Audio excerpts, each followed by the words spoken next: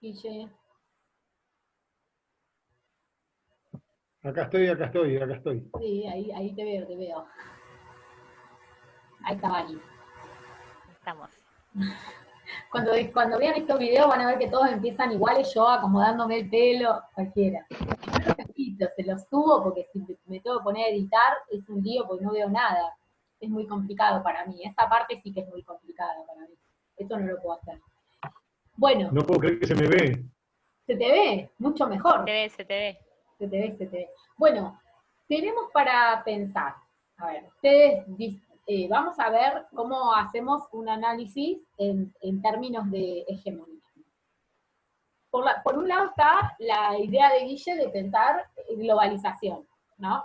Le surgió como pensar eso.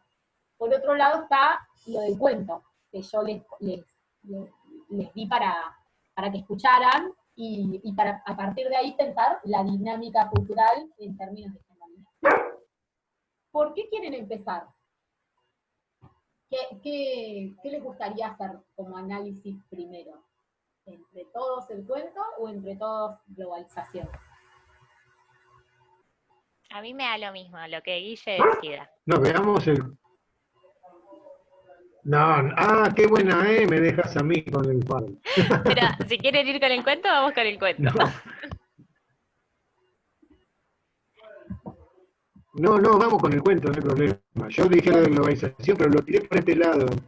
Me pareció como que en general, después podemos verlo porque sería, digamos, cómo ponemos todo esto en una época de globalización como la que estamos viviendo nosotros, está tan analizado en los 60. Bueno, vamos a arrancar por ahí. Si nosotros hablamos del contexto actual, todos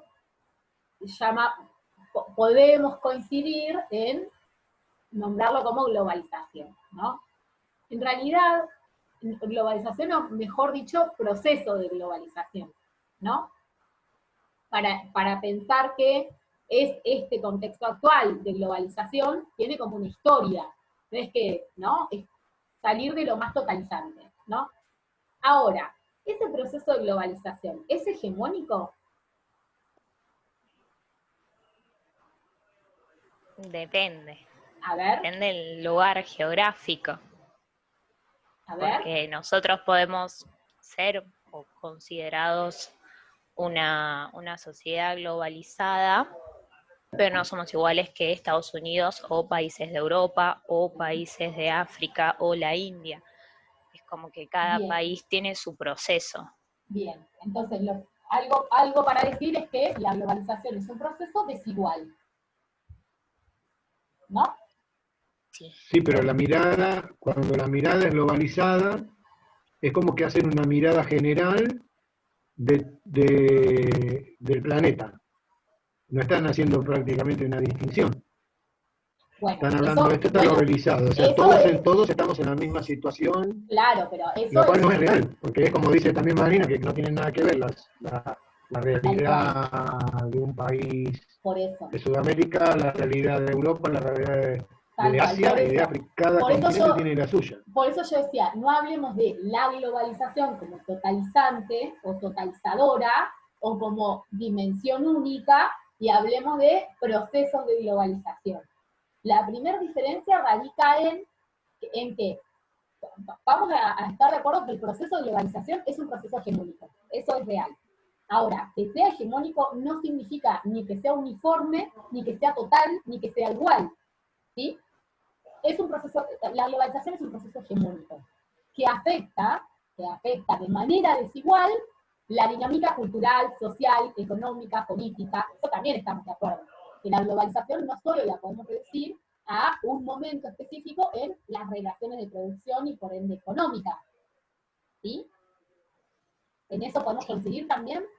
Ahora, en el contexto de globalización, y nosotros pensamos que acordamos que la globalización es un proceso desigual, pero hegemónico, ¿sí? ¿Y por qué es hegemónico? Porque tiene un reconocimiento. No es muy fácil quedar afuera del proceso de globalización. Es algo en lo que estamos, de manera desigual, pero estamos. ¿No es cierto? Ahora, en ese orden global, solamente habitan lógicas propias de la globalización? No, Bien. hay contrahegemonía. A ver, ¿y qué más? Por ejemplo, puede haber prácticas contrahegemónicas que se plasman como. Y, por ejemplo, en revoluciones, rebeliones, Bien. marcha, protesta, Bien. Bien. depende la Movimientos manifestación, antiglobalización. movimientos, claro. Bien. Y además de eso, lo que no se manifiesta en oposición, pero que forma parte del proceso de globalización y no es propio de la globalización, ¿qué manifestación hay ahí? ¿Qué les parece? No entendí la pregunta. Cuando yo les pregunto a ustedes qué elementos hay dentro del proceso de globalización, ¿no? Ustedes, está lo dominante, pero también está la contrahegemonía. Y ahí ustedes empiezan a nombrar como contrahegemonía todo lo que hace oposición, o se manifiesta desde la oposición. Hay una parte subordinada también. Entonces, a ver, entonces yo les pregunto, ¿qué otros elementos hay que no tengan que ver con la protesta? Ahí Van dice, también hay algo subordinado. A ver, ¿qué hay? Y tenemos un poder, ya sea económico o que tenga un poder social, por sobre un grupo. Hay muchos, digamos, poderes que subordinan subgrupos. Bien. Entonces siempre está esa lógica de poder. Bien, y esos poderes que subordinan grupos y que siguen operando como lógica de poder, ¿son propias de la globalización? ¿O son herederas de otro momento? Son previos. A ver. Claro, son herederas de lo que es el capitalismo que está ahora acá. Bien, bien. ¿Qué más? Solo Y del del proceso capitalismo. histórico. Y hasta tradicionales. Bien. O sea, en la actualidad, en ese proceso de globalización que tiende a ser hegemónico y que es dominante, pero que a la vez contiene desigualdades, contiene también expresiones propias de otros momentos sociales. Por ejemplo, para pensar un ejemplo, las guerras por la religión, ¿son propias de la globalización o las podemos rastrear de toda la historia de la humanidad? Incluso ni la modernidad pudo detener eso, ¿no? La modernidad que iba a ser el momento histórico en el cual la humanidad tenía fe de valerse de su razón. O sea, uno de los grandes fracasos de la modernidad es que la ideología religiosa siguió teniendo un poder relativo sobre la sociedad, ¿o no? Sí, creo que hay un capítulo de Los Simpsons en los que también plantean eso de como que lo ven a futuro y es como Bart y Milhouse, que tienen dos religiones diferentes, que en el futuro así sigue habiendo guerras y conflictos por eso. Ah, mira, lo podés buscar, ¿o no? Sí. Lo podés buscar y lo Sí, miramos. está muy bueno ese capítulo. Lo podés buscar y lo miramos. Es un capítulo que habla de cuando creo que Bart se hace católico y ellos son protestantes, y bueno, hay todo un conflicto familiar de la religión. Y fíjense cómo, en el contexto también que nosotros venimos trabajando como eje transversal de la materia, qué relación hubo entre la construcción de lo nacional y la cultura nacional y lo religioso, ¿no? Que había una disputa, pero que una necesitó de la otra, ¿no?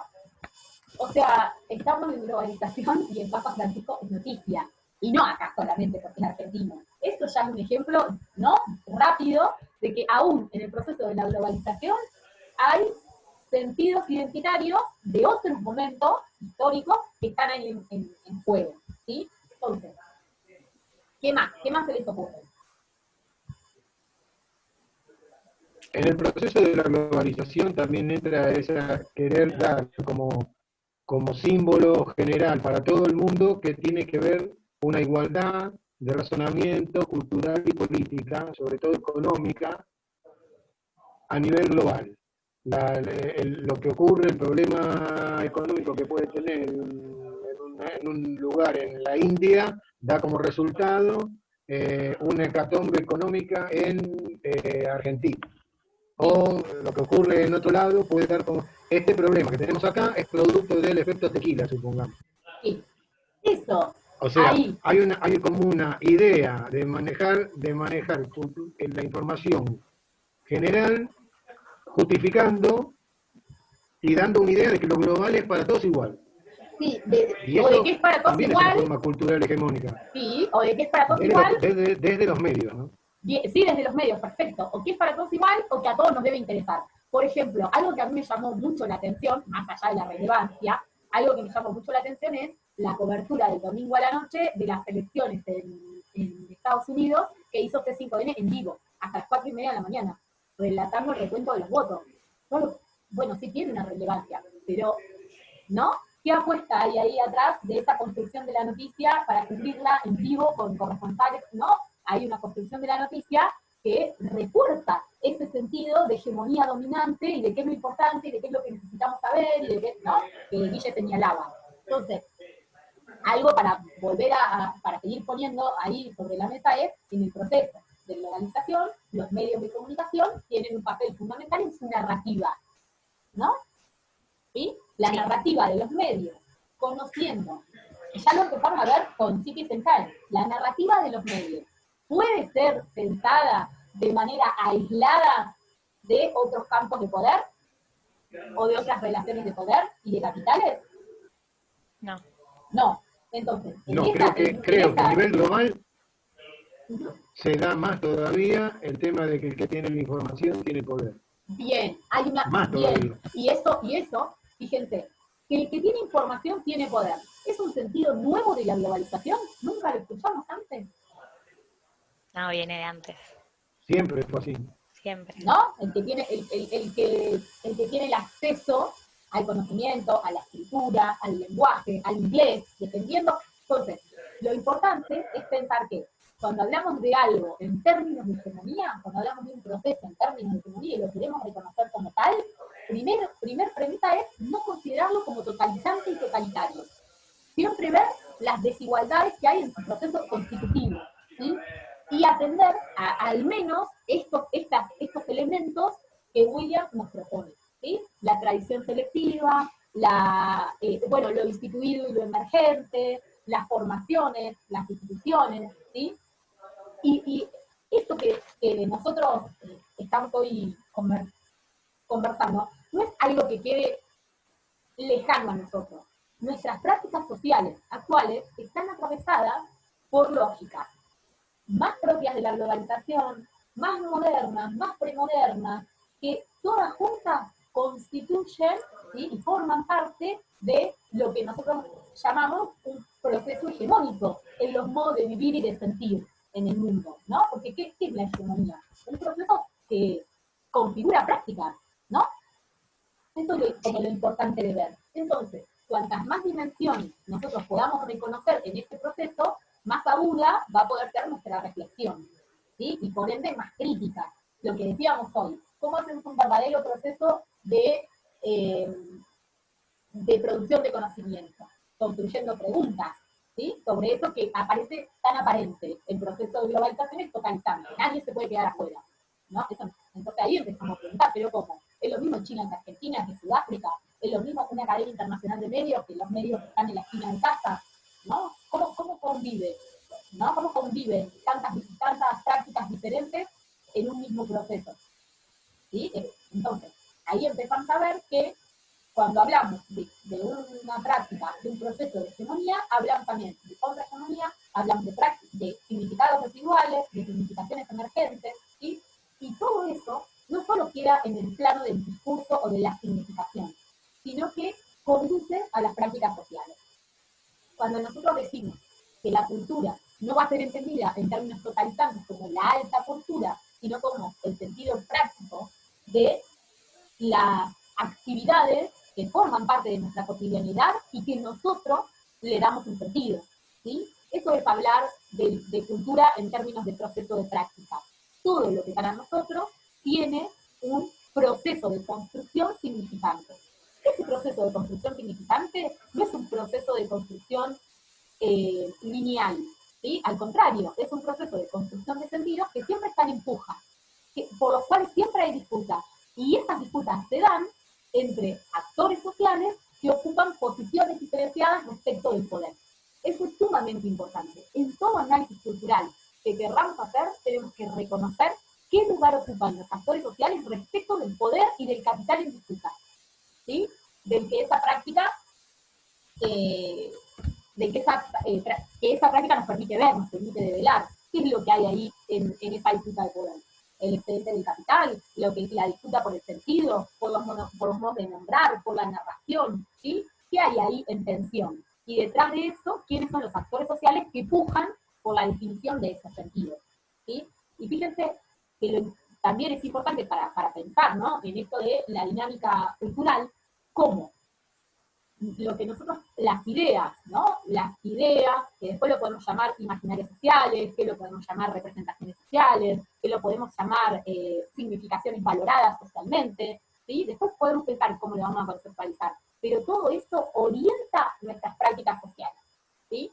Que nosotros creamos en una democracia participativa, pero representativa, y hace que cada 4 años vayamos a votar un presidente y cada 2 años vayamos a votar en elecciones intermedias. Lo pensemos, no lo pensemos, lo dejemos de pensar, ¿se entiende? Pero la orientación, ¿sí?, de lo que reconocemos como valioso en un momento, un tiempo determinado, hace que actuemos de una manera determinada. Siempre esas construcciones son con otros, son construcciones sociales, son construcciones colectivas, nunca producimos significaciones de manera solitaria. Siempre las significaciones son junto a otros, ¿sí? Por eso hablamos de identidades sociales, que nos contienen, y otras identidades que no nos contienen, que son de las cuales nos diferenciamos.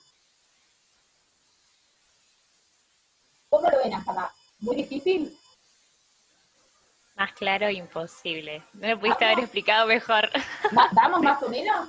Bueno, a ver si nos animamos a pensar la dinámica cultural y el proceso hegemónico a partir del cuento que escuchamos. ¿Qué se les ocurre? ¿Por dónde empezarían? Y la lectura de William, y lo que hablamos hoy. Yo lo pienso por el lado primero el ritual de los domingos, que es un día que no se trabaja y que por lo general se utiliza para el ocio y la familia o a los amigos. Después, pensar en el fútbol como ritual o como tradición de los domingos, que tiene un horario determinado, una ubicación, bueno, intervienen los medios, privados o públicos, depende, y después cómo se constituyen el sentido que tiene cada hincha por su equipo. El canto, los colores, el choripán antes de llegar, la previa, el festejo si gana, el festejo del gol, o la angustia de ir perdiendo, bueno, esas cosas como que son las que recuperé del video. Eso tiene que ver con rituales, ¿verdad? O sea, me parece como que no tiene que ver, por un lado, con la tradición de la reunión del domingo, después tiene que ver con rituales culturales, que pueden ser aceptados o no por la mayoría, ser hegemónicos, digamos, ser parte de una cultura, en este caso nacional, más fuerte o menos fuerte, depende del país, si lo ponemos a nivel global, ¿no? Y que tiene una importancia característica de todos. También marcan... Sobre todo si lo ponemos, por ejemplo, la otra vez hablábamos del tema del fútbol con un amigo en este sentido. ¿Hasta dónde culturalmente el fútbol nos interpela a todos? Es muy común que en algún momento están hablando de cualquier otra cosa, salga o de qué pueblo es hincha, o a quién pertenece, o que por las características lo que está diciendo es porque es hincha de... Es una cosa de loco, pero parecería que falta nada más que figure en el documento, junto con la dirección y el club al que pertenece. Que creo que sería el signo, ¿cómo se llama? De sangre RH positivo y de River. Y después la dirección, creo que es así. Cuando yo daba clases hay una tradición tan instalada, tan incorporada, que ya casi, digamos, es muy difícil de sacar. Bien, cuando yo, miren si no tendrá que ver con un proceso hegemónico de eso. Cuando yo daba clases en el periodo deportivo, la presentación era mi nombre es y de qué club de fútbol soy. Lo primero, o sea, ni siquiera sugerido por mí, pero era en ese mundo, ante cualquier otro dato, lo más importante eran eso, quién soy y de qué club soy. ¿Qué más se les ocurre a partir del video y a partir de lo que charlamos hoy? ¿Cómo plantean el tema de los poderes o del otro? El rival, digamos, el árbitro, digamos, las lógicas de poder que hay dentro del fútbol también y dentro de la tradición del fútbol. Creo que en un momento... y también otra cosa que me quedó fue lo del tema de la pasión, como que remarcaba mucho ese sentido de la pasión que caracteriza a los domingos en la cancha. Bien. O del otro, y el odio también, una parte en la que también Sí, putean. sí, la pasión y el Una odio, cuestión de claro. pertenencia tiene que ver. Bueno, Guille, ¿qué más? Mira, me acordé ahora que están hablando de eso, de algo que culturalmente está tan incorporado que me acuerdo en la película El secreto de sus ojos, que en una parte le dice, mirá, vos podés cambiar de esposa, de Dios, de país, de región, de religión, de lo que se te ocurre, pero de la pasión, de eso no se cambia, se nace. Entonces quiere decir que está incorporado desde antes de nacer. Entonces posiblemente sea parte de una, ahí sí hablamos de algo hegemónico o no. A ver, sí, es un proceso hegemónico, eso ya, pero ¿qué es lo hegemónico en este proceso? Voy a hacer una pregunta, está todo perfecto que te dijeron, ¿eh? Bueno, sí, bien, vamos por ahí. Ahora, en la dinámica cultural, ¿qué se volvió hegemónico del fútbol? En las prácticas.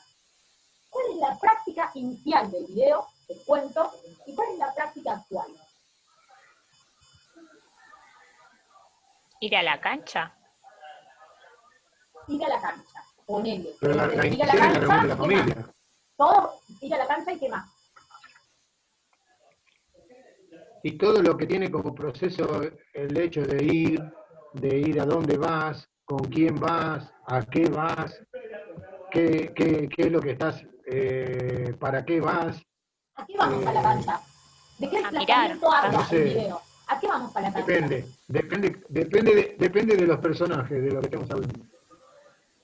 Porque La vos vas a ir, por mayoría. ejemplo, en la cancha y te vas a encontrar hinchas de espalda al partido, parados en la tribuna de espalda al partido, mirando a la tribuna. Pero la mayoría, ¿a No qué van va? a la cancha para, Alentar. Vas a mirar el partido y va a alentar al alentar. equipo que quiere. Claro, va a alentar a su equipo. O sea, va en calidad de qué? De hincha. De hincha. Sí, de hincha. En términos mediáticos, Fanático. ¿cómo llamamos a esto? ¿Qué somos? En términos mediáticos, de espectador. Bien, vamos como espectadores. ¿Y antes? ¿Cómo se posicionaba uno? ¿Cómo? Cuando empieza el video, el cuento, no sé si lo veían como video, como cuento, lo escucharon. Él dice algo así como que tenían algo que no sabía que tenían hasta que se dieron cuenta y ahí como que lo empezaron a investigar, a mirar, a Dice, adentrarse. teníamos un juguete. El juguete era ir al potrero a jugar al fútbol. Y ahora el juguete no es ir al potrero a jugar al fútbol. Ahora el juguete es de otro y yo en tanto espectador me lo apropio. Entonces, la dinámica cultural ha hecho que nosotros nos desplacemos, ¿no? Como decía Barbero, nos desplacemos de protagonistas de la fiesta a espectadores de la fiesta, a ser público de un acontecimiento producido por otro. Que nosotros también lo producimos en términos de público, claro que sí, en términos de público, de consumo cultural, de pasión, de aguante, de todas las categorías para entenderlo. Pero digo, el propósito era ver cómo el proceso de hegemonía de una práctica, para entenderlo en términos hegemónicos, analizamos el desplazamiento, ¿sí? Y la aceptación de ese desplazamiento que nos posicionaba como jugadores y ahora nos reposiciona como espectadores. ¿Se entiende? Sí, ahí me acordé. Sí. ¿Se entiende? Digamos, la hegemonía, el proceso de hegemonía es efectivo, por decirlo de alguna manera, cuando formamos parte de ese proceso de hegemonía porque hay toda una construcción de instituciones, de ideas, de formaciones que nos reposicionó, ¿sí? ¿O no? Porque Sí, cuando nosotros, si yo dijera, no sé, hola, mi nombre es Virginia, soy de Estudiantes de La Plata, no soy jugadora de Estudiantes de La Plata. Ustedes ya saben lo que yo estoy queriendo decir. Soy hincha, sí. espectadora, a veces voy a la cancha, pero puedo no ir. ¿Se entiende? ¿Entienden lo que empezamos a ver? ¿No? Decir, Incluso antes bueno, de decir soy argentina. seguro, obvio, obvio, obvio. Las identidades, tengo un texto que está re bueno para pensar esto. Las identidades elegidas por sobre la identidad nacional, que no es de adscripción voluntaria, es de adscripción El obligatoria. cura Paco dice que primero es de River y después cura. Bueno, ¿se entendió más o menos? Sí, ¿Para dónde? Ahí lo escuché. ¿Se costó, entendió pero más o menos cómo va la movida?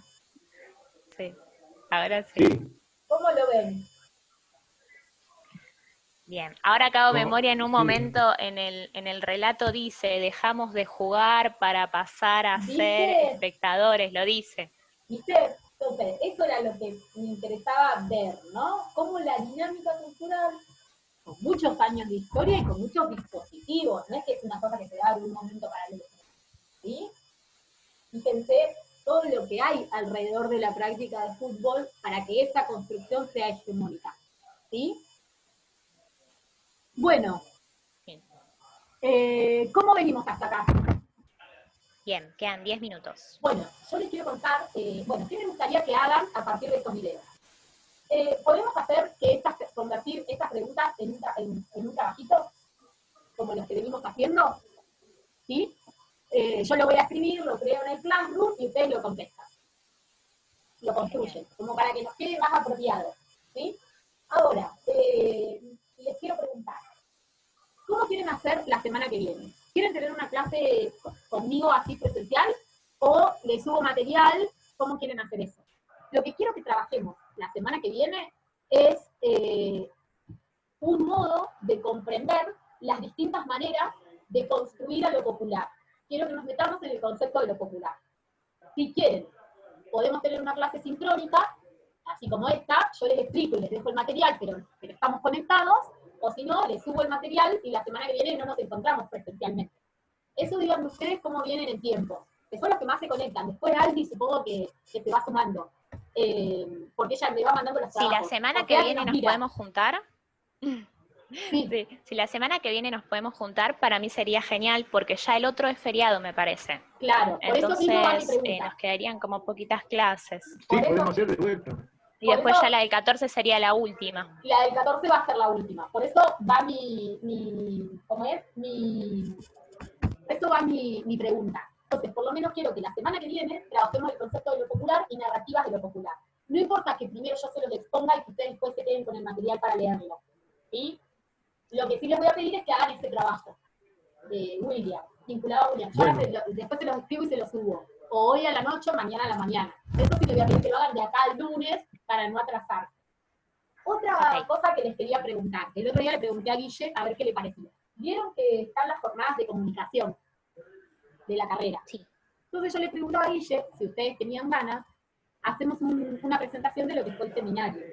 Yo le decía a Guille que si quieren, la hago yo, en términos más de estructura, los conceptos que vimos, los autores, los materiales, más de posicionamiento teórico, y ustedes se sumen conmigo a compartir su experiencia, qué les gustó, o sea, qué les dejó la materia, qué les sirvió, cómo analizamos tal concepto, esto, que expliquemos, por ejemplo, esto, cómo vimos la práctica de la hegemonía en tal video, película, no sé, o el ejercicio que hicimos con los diarios para pensar en el siglo XIX, lo que ustedes quieran como ejemplos prácticos de la materia. Si tienen ganas, yo presento el resumen con el nombre de los tres, a mío y de ustedes dos. Yo les digo esto porque estaría bueno que estemos, y a mí me parece mucho más rico presentar algo con ustedes que una investigación que vengo haciendo acá en La Plata. Pero bueno, les tiro la idea, a ver qué les parece. Dale, yo tengo como actividad parcial participar Sí, ya sé. con observatorio de medios. Así que si no se superpone la mesa, digamos, Sí, no tengo ningún problema. Esa sería la única dificultad, sí. digamos, Lo mismo charlamos con Guille porque temporal. él tiene otra ponencia propia. Como yo sabía que otras materias se lo iban a pedir, yo no tenía ganas de pedírselo como trabajo final de mi materia, sino que sí me parecía interesante que pudiéramos entre los tres contar lo que fue la materia, la propuesta. Si a ustedes les interesa, la verdad que yo no tengo obligación de hacerlo, pero si a ustedes les gusta, les parece interesante y les parece que esté bueno que esté nuestra materia en ese encuentro, lo hacemos. Lo que yo le decía el otro día, le cuento ahora a Vanina, lo que le decía Sí, el otro día a Virginia, era que estaría bueno que podamos participar, esta es una opinión personal, sí, sí. para que sea promocionada la materia. Somos los primeros en hacer esta materia, este seminario, y me parece como muy piola, porque el seminario no necesariamente tenés que estar en quinto año para hacerlo. El seminario puedes hacerlo estando en tercero, en cuarto. O sea, Ujú. es bueno dejar en claro eso, porque no tiene correlatividad. Entonces también sería una forma de que lo conozca el resto de los compañeros que van a estar, Ujú. de primero, de segundo, etcétera, y que sepan que el seminario se puede hacer y que lo pueden ir haciendo mientras van cursando la carrera. Y me parece muy Sí, interesante que se pueda hacer porque lo que yo veo es que tiene mucha relación con lo que después van a ver en semiología, en metodología, Bueno, con lo que van a ver en otras materias. eso por ahí está re bueno que ustedes lo digan, más que yo, que la verdad es que en la práctica no sabía que nos podíamos vincular tanto con otras materias, que incluso ustedes vienen cursando o vienen trabajando en paralelo. Digamos, yo lo noté porque, bueno, yo las cursé. Yo ya las claro, cursé a mí me está pasando prácticamente al todas, revés. pero digo, eh, Y está buenísimo, digo, qué bueno que la hice ahora, porque de cara a semiótica de los medios, gestión de medios y claro, metodología, me está pasando con observatorios que yo y se lo dije al profe la semana pasada, que siento que voy así y me sirve un montón. De hecho, el trabajo que hice también tiene mucha mirada de lo que vimos acá. Está buenísimo. Entonces, Bueno, creo que eso es lo más rico del seminario. genial. Entonces, si ustedes tienen en su ganas, momento cuando se discutió, uh-huh, te iba a decir, cuando hubo toda una discusión sobre cuál iba a ser la currícula de este año entre los ah, que estábamos en el centro de estudiantes y la carrera. Y en una de las discusiones, uno de los planteos que le hicimos los que estábamos en comunicación a Pastorela, era que había materias que se podían promocionar para que se cursaran en cualquier momento. No estructurarlas, no meterlas solamente en un año, porque no tenían correlatividad. Que es lo sí, que pasó esta, por ejemplo. en un principio con televisión, con radio, no Uh-huh. tenían correlatividad. La podías hacer. Entonces, ¿para qué esperar? Digamos, cuando se interrelacionan A y mí tienen me, esa posibilidad de que, como dice Vanina, les sirve en proyección a uh-huh, lo que va a cursar. a Fíjate. mí me parece eso, que Cuando en realidad, si vos le dejás para el final, ya cursaste todo. sí, a mí me parece que es una materia que bien podría estar promediando la carrera. Entonces, es un repaso de lo que vimos al principio de la carrera, teorías de la comunicación, una cosa así, Es más pero para también, tercero. claro, pero también es una proyección a lo que Sí, el viene. tercero. Uno de ustedes puede pensar un tema de tesis acá, o un tema para después desarrollar más en un seminario más específico, o para profundizar en semiótica, ¿no? Es como una materia que con algo tenemos que llegar hasta acá para que sea más rico, pero que también nos ayuda a proyectar el camino, el resto. Así que bueno, nada, si ustedes tienen ganas, yo armo un resumen, se los comparto obviamente en Classroom, a ver si están de acuerdo, si les gusta, lo charlamos el 30 y después de nuestra reunión yo lo mando. Y después para cuando hacemos la presentación, hago un PowerPoint chiquitito, contando cómo fue la estructura del seminario y ustedes cuentan lo que a ustedes les pareció, que sea una reflexión hecha entre los tres. A mí no me interesa por mí, más que nada para compartir con ustedes y para estar en las jornadas con alguna producción nuestra. Pero bueno, nada, eso, la propuesta era esa, hacerlo juntos. Me parece mucho más rico eso que yo venga a contar qué investigo en La Plata, qué sé yo, ¿no?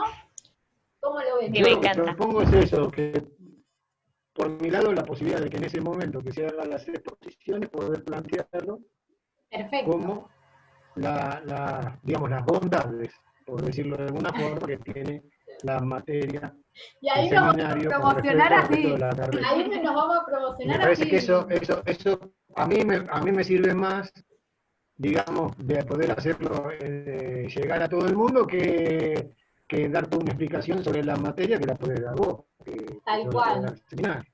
tal cual. Está buenísimo. Bueno, y promocionamos la materia, sí sigo estando dando clases en el IUNMA, no, mentira. Sí, sí. No, es No, que sí, sí. me parece que sería que sí, que es lo mejor.